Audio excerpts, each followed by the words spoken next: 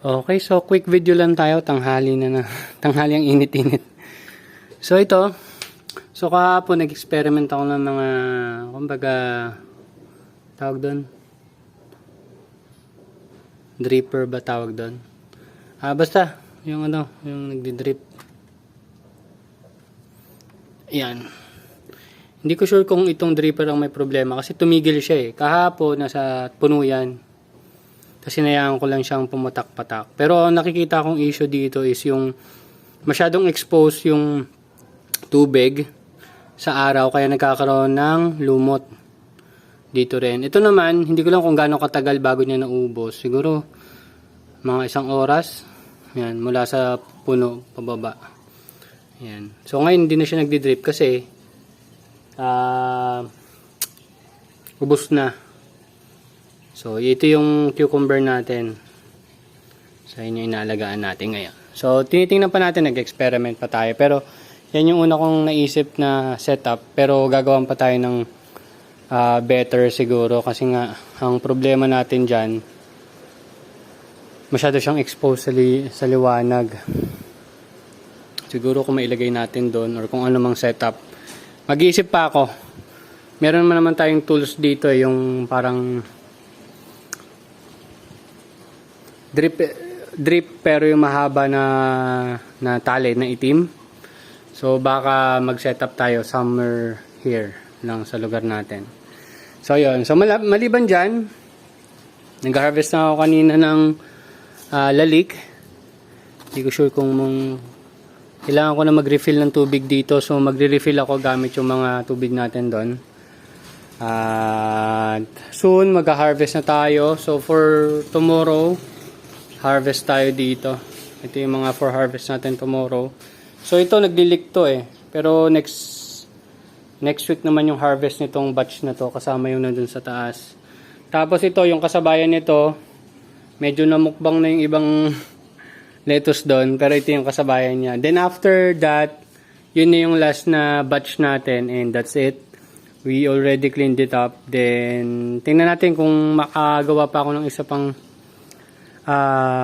parang mini greenhouse sa loob nitong net house natin. Kasi nga ang problem is yung mga ibon. And also, palagay ko na nadala rin ng ibon yung insekto, palagay ko. So ayun. So after natin mag-harvest, so 1 2 3. So 3 weeks, after 3 weeks wala na tayong tanim dito and todo clean up na tayo nun and hopefully kung pasok naman sa budget yung papagawa kong mini greenhouse dito, ipapatuloy natin yon at gagawin natin na meron na tayong additional greenhouse. So sa setupan natin, tingnan natin kung okay ba yung mangyayari. Sa palagay ko magiging okay eh. Pero yun nga, nabanggit ko sa inyo, nag-spray tayo to prevent lang yung pagdami nung trips. Pero ngayon sa palagay ko medyo controlled na siya. So after nung clean up natin, palagay ko hindi na ulit tayo mag-spray. And hopefully hindi na bumalik yung ganung problema. So ayan. Yan yung update natin sa ngayon. Ayan. So may mga problem oh. Ito parang namatay yung hindi ko alam kung bakit eh. Pero isa pa sa nabasa ko, ayaw ng trips yung basa yung dahon. So palagay ko, pag nagtanim ulit tayo by October, magkakaroon tayo ng misting. Every morning siguro misting. Tapos magkakaroon lang din tayo ng schedule ng misting ng foliar, which is yung foliar fertilizer natin na amo. Then, ayun. So, from that, tingnan natin kung anong mangyari. And, hopefully, hindi na natin ma-encounter yun. Pero alam na naman natin kung paano ma-check kung may problem ba. Alam na natin yung itsura ng damage ng trips. Which is, ano ba yung damage ng trips? Wala dito eh. Yan. Yun yung mga ganun. Basta yung medyo nagba-brown. Kasi ang ginagawa ng trips, sinisip-sip nila yung juice ng mga dahon eh. So pag nasip-sip na nila yun, ninipis yung membrane ng dahon tapos magiging brown na siya. Maliliit lang yung butas nila pero since madami, ayun nga, papangit yung itsura. Yan. Actually ito, yan, na-infest yan ng thrips dati pero na-control nga natin. And pag nalinis natin, ayan, maglalagay tayo ng panibagong sticky traps. Then hopefully, dyan natin makikita kung ano ba yung mga insektong nasa paligid natin. Yung mga nakita ko dyan, white flies, mga ibang insekto din. Then kanina umaga, hinarvest ko na lahat ng mustasa dito. Yan. So yun, baka reject yun eh. Nagkaroon siya ng discoloration katulad nung nangyari dito.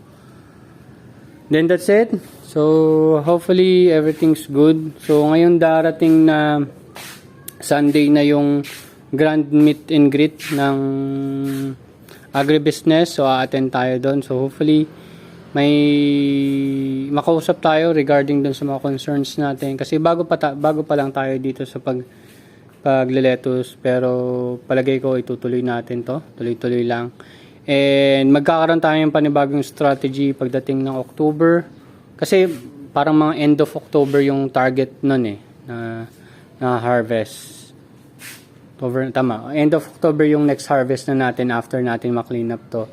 Ganun na yung mangyayari. Then, ang gagawin natin, instead na 45, tudoublein natin yan. So, 90. Ang gagawin ko talaga ditong partition, dalawang partition. Kung kaya ng budget, dalawang partition. Para after nito, harvest natin yan. Tapos may 1 week tayong delay dyan eh. May 1 week delay. So, yun yung time na i-clean up natin sila. Then, isa-set up natin after 1 week, magtatanim tayo nun.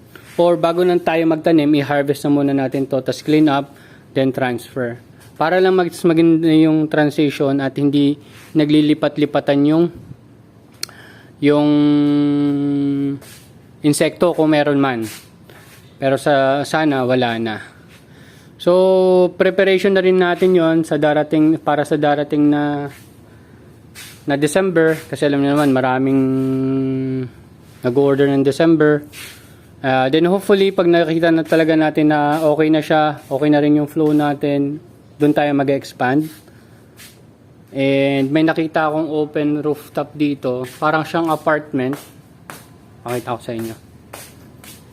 Pero kakausapin ko pa.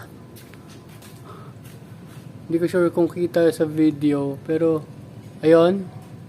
Yung part na yon, apartment yung sa baba niya, parang dalawang 30 square meter. Yung taas niya, hindi ko sure kung itutuloy pa yung pa second floor niyan. Pero kung wala naman siyang planong i-utilize yan, yan yung balak kong kunin na space kasi malapit lang dito sa bahay. At mas madali ko siyang bantayan. Yon. So kung maggagawa naman tayo doon, ang gagawin kong setup is hindi na Kratky, mag-NFT na tayo, kaya bago siguro mag next year, makapag-try na ako ng NFT dito para ma-setup na rin natin doon pag go na tayo. So malamang doon, wala akong budget, so baka manghiram muna tayo. So hopefully maging okay ang lahat. And yan, tatrabahuhin natin yan. Yan, so mapansin nyo, medyo may mga hindi medyo eh. Talagang minukbang ng mga ibon to. Kaya nga gusto ko rin na mapaanoan natin to. Mapalagyan ng sarili niyang enclosure. So, ayan. So, yun lang naman. So, hopefully, maging okay ang lahat. And thank you very much for tuning in. Sabi lang kayo kung may gusto kayong mga topic or kung ano man. Pero, napakita ko na naman sa inyo lahat ng process na ginagawa ko. Daily, nag-daily na tayo, tapos ngayon weekly, then pinakita ko yung process ko. Ganun lang naman, pero pag may mga bago akong ginagawa, sinishare ko naman sa inyo. Yung chives, hindi ko alam kung magiging okay talaga tayo dyan kasi may mga chives ako dito. Mukhang goods, pero hindi ko sure kung goods talaga. Ito chives to eh. Lagay natin dito para medyo mainit. Tagal na silang nasa shades eh. Shade pala yan. So, yan, may mga tama dyan. So, isa pang naging problem natin is yung fungus. Sa mga problem natin. So, tingnan natin kung anong pwede natin gawin. Pero yung fungus kasi, Lalala kasi yan pag high humidity, yung mga ano, walang airflow pala yung airflow. Kulang ka sa airflow, isa yan sa nagiging problem. Kaya pag maliliit pa sila, okay pero pag lumalaki na sila, nagkakaroon kasi ng portions kung saan napakataas ng humidity, kaya nagkakaroon ng fungus. Yan. Yun lang naman. So, okay. Thank you very much and see you next update, guys. Bye-bye.